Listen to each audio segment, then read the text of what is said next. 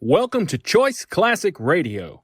Like us on Facebook, subscribe to us on YouTube, and help keep this show alive by donating at choiceclassicradio.com. For more of your favorite old-time radio shows, join us on our companion podcast, Choice Classic Radio Detectives, where we bring to you tales from the greatest detective shows the golden age of radio had to offer. And now, with 463 episodes made, broadcast on CBS Radio from 1942 to 1955, we bring to you The Whistler. The Signal Oil Program, The Whistler.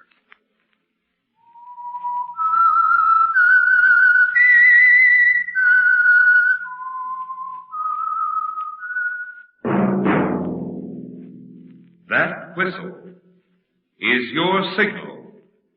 For the Signal Oil Program, The Whistler.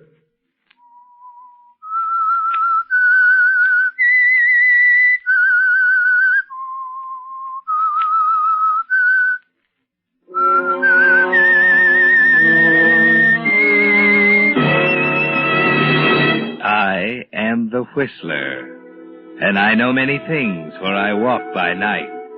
I know many strange tales hidden in the hearts of men and women who have stepped into the shadows. Yes, I know the nameless terrors of which they dare not speak.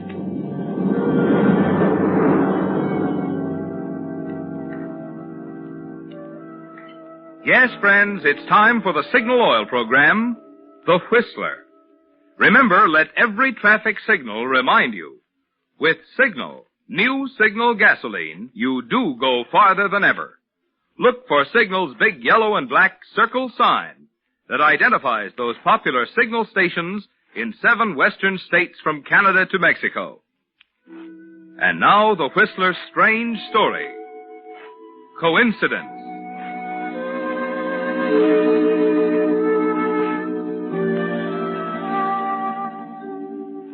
Coincidence can kill a man, and do it as effectively and brutally as a professional murder.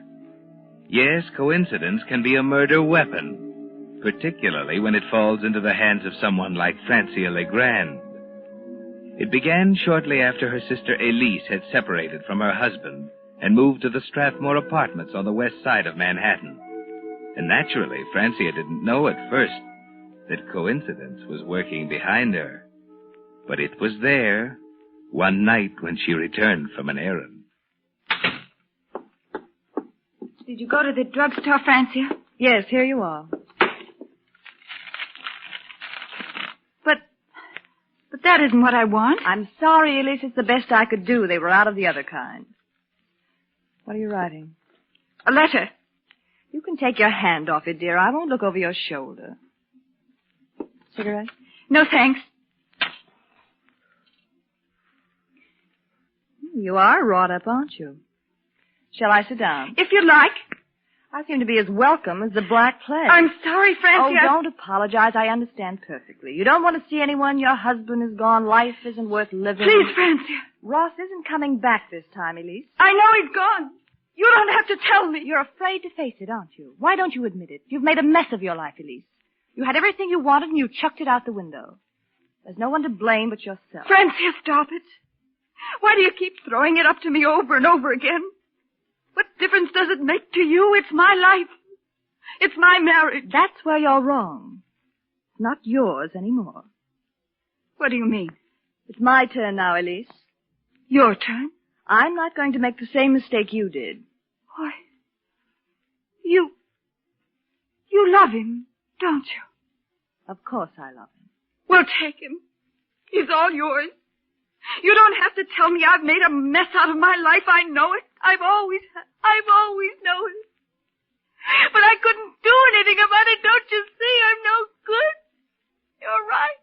Everything you've said to me over and over again is right. Now get out of here. Go on. Get out. Just a minute. I want you to know Ross had nothing to do with it. There's never been anything between us. I know. I'm sorry, Francie. It's all my fault. And I admit it. Perhaps you can make him happy. He deserves it. I hope so. Now, please go. Annette? Annette! Yes, madame. Please get Miss Legrand's things. She's leaving. And, do you suppose that you could spend the night with your sister? But of course, madame, if you wish. I'd rather you would. Tonight, I'd like to be by myself.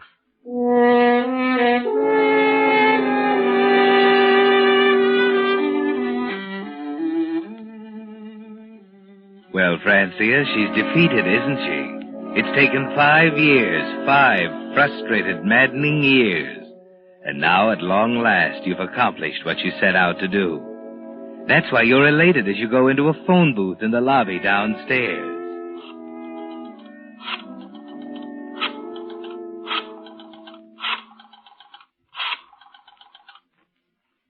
Hello, Ross. This is Francia. Ross, I've been up to see her. It's simply no use.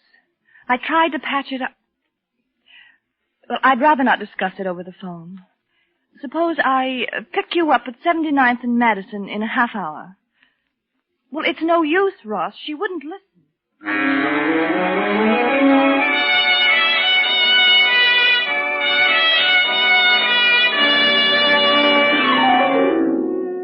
It was at that moment, while you stood in the phone booth talking, that coincidence moved into the picture, Francia.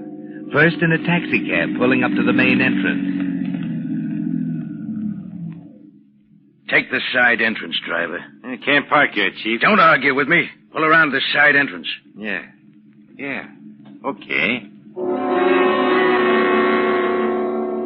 Second, just 1 minute later in the elevator, not far from the booth where you're talking. 12-4, mister. What do you mean, 12? I told you 10. Oh, I'm sorry. I wasn't thinking. Don't hand me that. Take me back to 10. I haven't got all night. Yes, sir.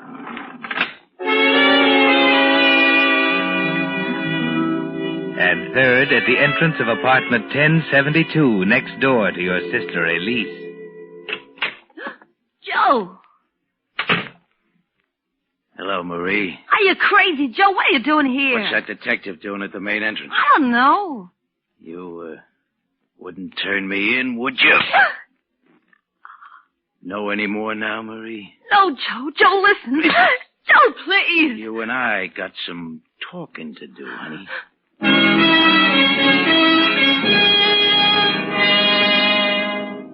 Yes, Francia, that's where coincidence moved in. When Joe Fortescue, gambler, fugitive from justice, walked down the corridor to apartment 1072, next door to your sister Elise, the machinery of coincidence was in full motion. But as you drive through the park, you have no way of knowing that now. All you can think of is Ross. Did you tell her what I said, Francia? Yes, she wouldn't listen. Maybe it's just as well. What did she say? It's all over, period. Just that? Just that. Oh, I knew it'd never work out, Ross. She's not your kind of a girl. She never understood you. Maybe I expected too much. No, it wasn't that. It's hard to figure out what it was, looking back at it now. Maybe it was those awful, ugly quarrels. You know, Francia, it almost seemed as if I were married to 2 different women. I know. Yeah, I guess you do. Ross, now that it's all over, I want to tell you something. Yes? Those 5 years were difficult for me, too. Standing on the sidelines, seeing you married to someone you didn't love. What? Are you going to make me say it, Ross? Yes. Say it. I wanted to for so long, but I couldn't. She was always there between us. I do love you, Ross. What? What's the matter? How could you do it? What do you mean? The pieces all fit together now. It makes sense for a change. Ross. You were always there beside her, weren't you? The pal, the faithful sister. Oh, you're wrong. I didn't... Don't lie to me. I've got to hand it to you, Francia. You did a great job. Magnificent. Never made a slip. You don't understand. I'm afraid I do. She was two people, wasn't she? She was herself, and she was what you made her, with your vicious, insinuating remarks. I only hope I can put the pieces together again. Let me out. I have an important phone call to make. In the middle of the park? I don't care where we are. Pull over, will you? Ross, aren't you going to let me explain? You've explained enough. It wasn't only a stab in the back, sweetheart. It was an insult. I'd have to be pretty desperate before I'd fall in love with you. I could kill you.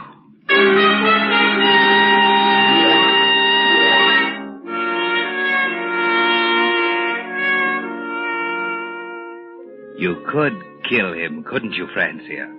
5 years of careful, deadly planning gone for nothing. It was an insult, he said. If he weren't so bitter, he would have laughed at you. You drive through the park thinking, it's all over, isn't it? You've driven them together this time, done them a favor. Elise would never believe you this time. Or would she? You decide to take a chance and turn your car toward the Strathmore apartments again. Elise is probably still up, finishing her correspondence. This time, there's no other way, Ross, dear. Killing oneself is wrong, I know. I only hope you'll try to understand.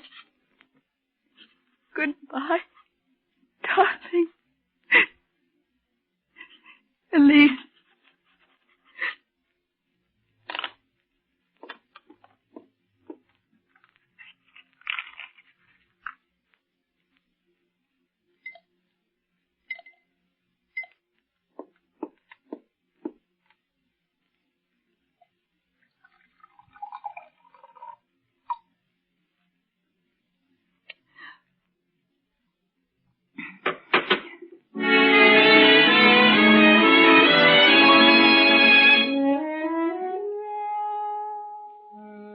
Yes, Francia, Elise has caught up on her correspondence.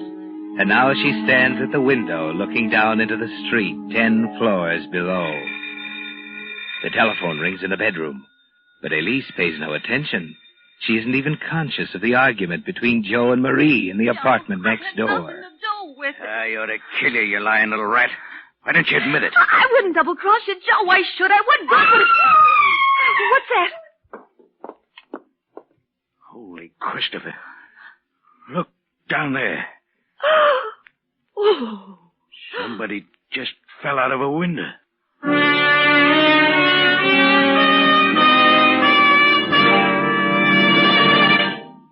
Signal.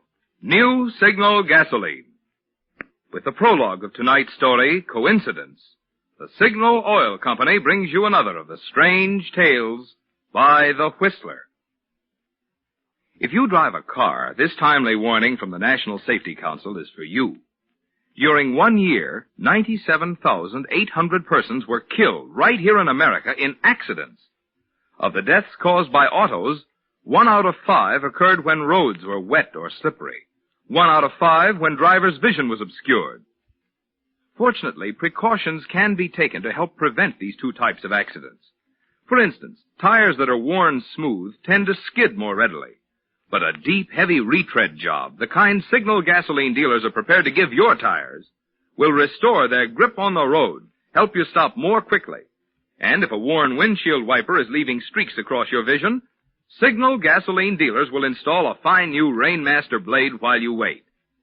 So have your tire tread and your windshield wiper checked the next time you're at your neighborhood Signal gasoline dealers. You'll feel a lot better, knowing your car is prepared for the wet weather driving ahead. And it may help save a life. Possibly your own. And now, back to the Whistler.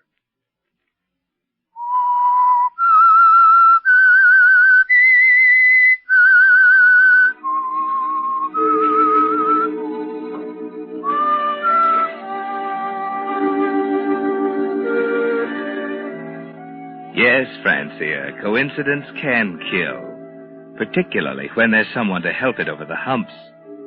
The suicide of your sister Elise is the center of it, of course. And the other threads are beginning to weave together now. The thread Joe Fortescue contributed when he got out of the taxi at the side entrance of the Strathmore Apartments at 10:30 and went directly to room 1072 next door to Elise. The thread that put Ambrose Marks, detective, in the lobby at the same time.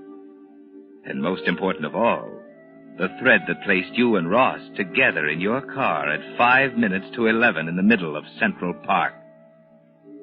There's an excited crowd milling around the base of the apartment building as you arrive. Quiet, everybody. We haven't identified her yet. What's the matter? Some woman's hurt. Maybe killed here. Stand back, away from the curb, everyone. That's a detective. She fell from a window up there. Let me through, please. Stand back, please. Let me through. Who is she? Who? We don't know. Now stand back, lady. Oh, where's the body? Maybe Sorry, lady. Now please move on. But I tell you Later, lady. All right, folks. The lady's Let me through dead. here, please. There's nothing we can Pardon do me, for please. her. Thank you. Let me through, please.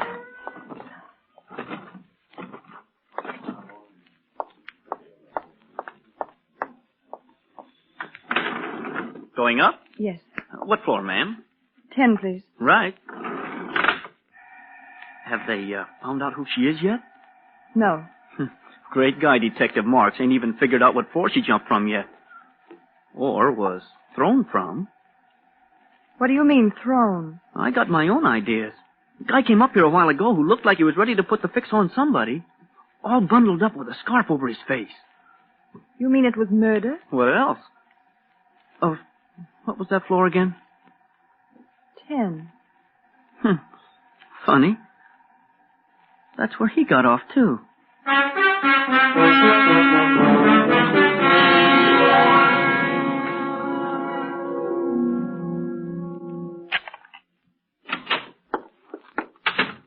Elise? Elise, are you in here? Light, where's that switch? Oh, yes. Well, here's her medicine. That note she was writing. Ross, darling, I'm going to kill myself tonight, and I want you to know why. It's clear now that I can't live either with you or without you.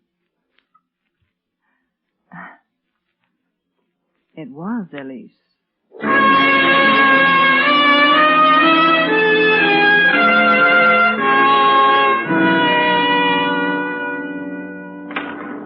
Going down. Main floor? Yes. I was right, you know. About what? The guy in the tan coat. Wasn't I just talking to you? Oh, yes. You mean the man who was angry? Yeah, the guy in the tan coat and the muffler.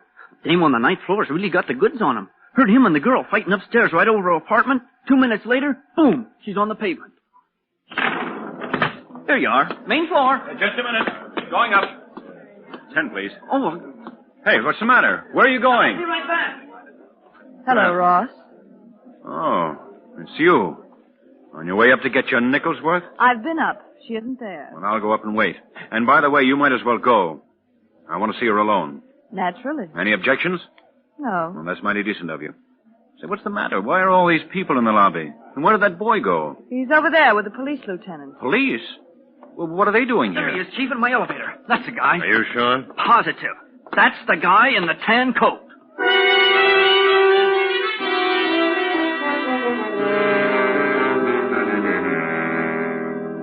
Well, Francia, that throws a new light on things, doesn't it? For the first time in your life, you have Ross where you want him. And you smile to yourself, thinking of the suicide note, tucked away in your purse. You could clear him in a second, couldn't you, Francia, if you wanted to? But you'd rather watch him squirm, stammering answers to Detective Marks' sharp questions, trying to fight his way out of the tangled mass of circumstantial evidence, piling up around him after you've both identified the body. All right, Mr. Mansfield. The taxi driver and the elevator boy have both identified you positively as the man in the tan coat who got off at the 10th floor shortly before your wife's death. The lady in the apartment downstairs says it was your voice she heard in the apartment overhead. Listen, Lieutenant, I tell you there's something wrong somewhere. Miss LeGrand, isn't it true that Mr. and Mrs. Mansfield had several serious quarrels during the past month? Well, Oh, Ross, what'll I say? I'm asking you, Miss LeGrand. I'd rather not answer. Oh, you'd rather not answer. You know how that sounds, don't you? All right, it's true. We hadn't been getting along. But that has nothing to do with tonight. All right, Mansfield. We don't seem to be getting anywhere. I'll ask you to be available to the DA's office on 15 minutes' notice until the inquest is held. That clear? Very well, Mr. Morris.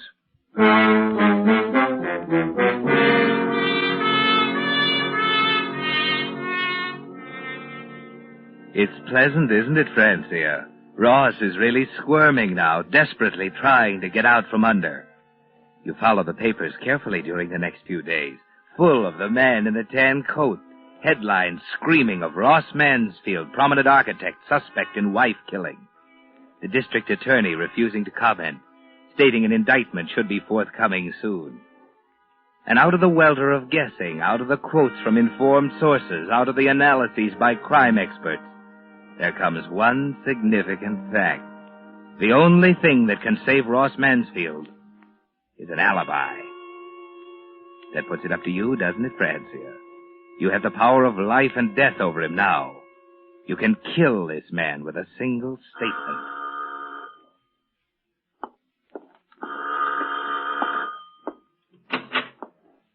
Hello, Ross. What are you doing here? It's rather important, or I wouldn't have come. All right. Have you, decided what you're going to say at the inquest tomorrow? Of course. There's nothing to worry about, Francia. All we have to do is tell the truth. Ross, do you still feel the same about me? How can you talk like that? Well, I'm only asking you. Skip it, will you? You don't have to jump at me. Francia, she was my wife. I loved her. She's dead. Does that mean anything to you? No, it doesn't, does it? It ought to, though. It ought to be on your conscience as long as you live. What are you talking about? They're right. She didn't kill herself. You murdered her. Just the same as if you'd shot her with a gun. That's where you're wrong. You killed her, Ross. Or, haven't you read the papers? Well, don't say anything. I'm going. See you tomorrow at the inquest.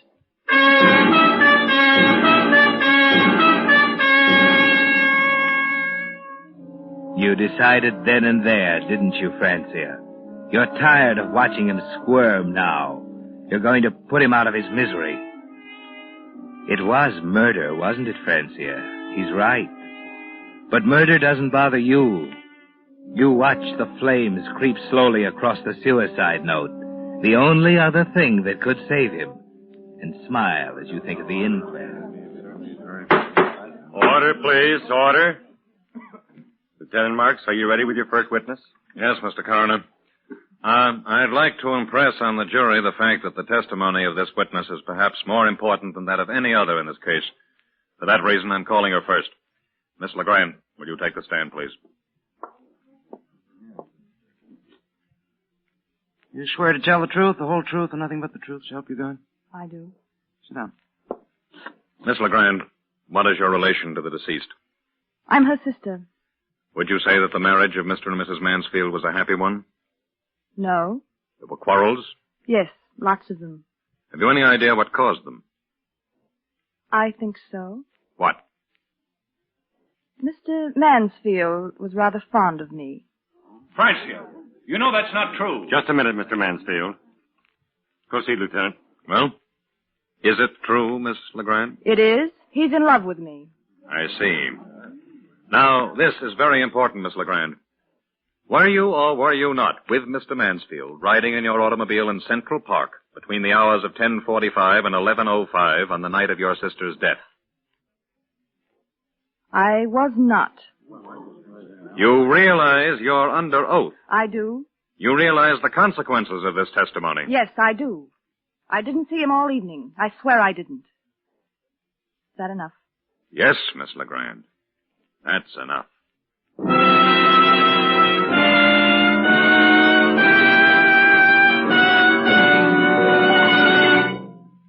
The Whistler will return in just a moment with a strange ending to tonight's story. Meantime, because Americans are curious people, like to know what makes things tick, I want to explain just what it is that gives new Signal gasoline its amazing power and performance. You see, science has long known that the way the atoms in gasoline molecules are arranged determines how much power you get from the gasoline. Well, in old-style gasolines, the atoms were left just as nature arranged them. But recently, certain chemists actually found out how to rearrange the atoms to give amazing new performance to new Signal gasoline.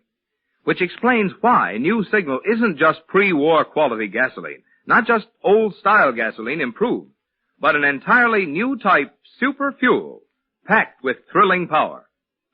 For the fun of feeling your car get young again, make this test, won't you? Try just one tankful of new Signal gasoline. Feel its quicker starting. See its faster pickup. Hear the smooth purr of your motor, thanks to Signal's high anti-knock. And check your speedometer for proof that with new Signal, you do go farther than ever. And then you be the judge. See if you don't agree that new Signal actually is the new post-war gasoline you can prove is superior. And now, back to the Whistler.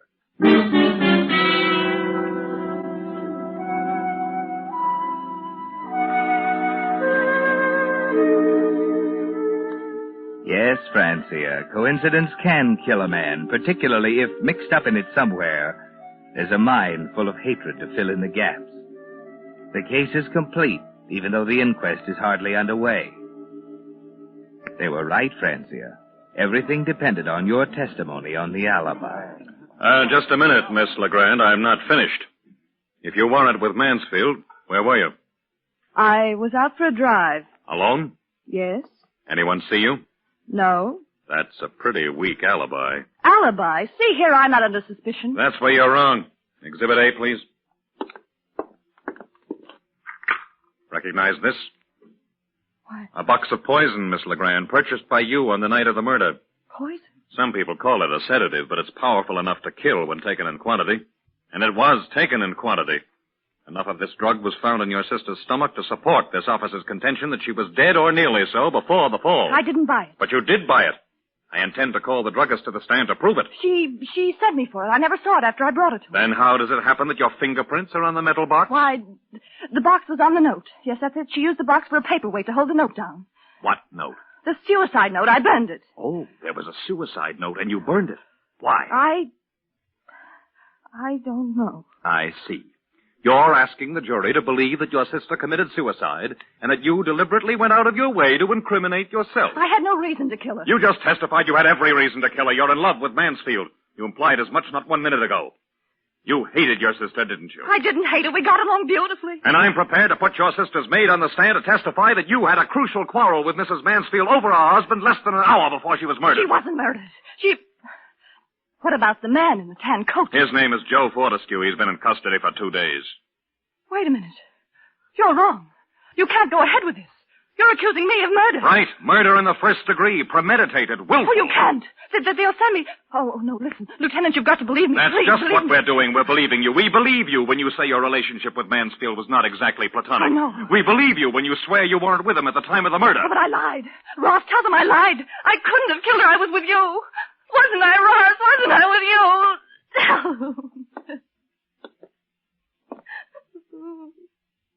You have anything to say, Mansfield? Lieutenant, Well? All right, Lieutenant. I was with her. There, you see, that proves it. I couldn't have killed her. It does prove something. What do you mean? It proves he loves you. As far as the murder goes, you're going to have to convince a jury. And believe me, it's going to take a lot of convincing.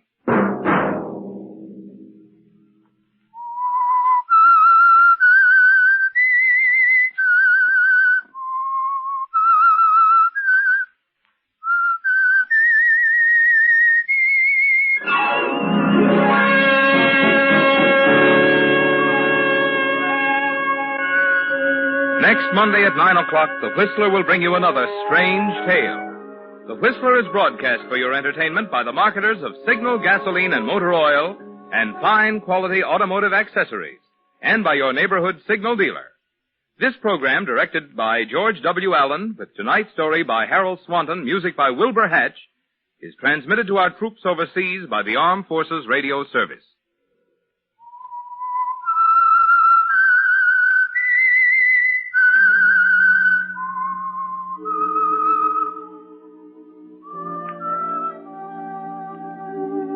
whistle is your signal for the Signal Oil program, The Whistler. This is Marvin Miller speaking, reminding you to look for those familiar yellow and black circle signs that identify those popular Signal Oil stations in 7 western states from Canada to Mexico.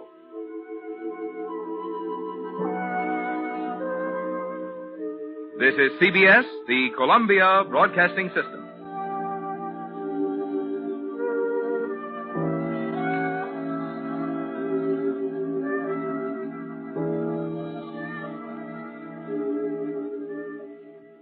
That concludes today's episode. We'd like to thank you and remind you to donate at choiceclassicradio.com. Remember, your donations make episodes like this possible.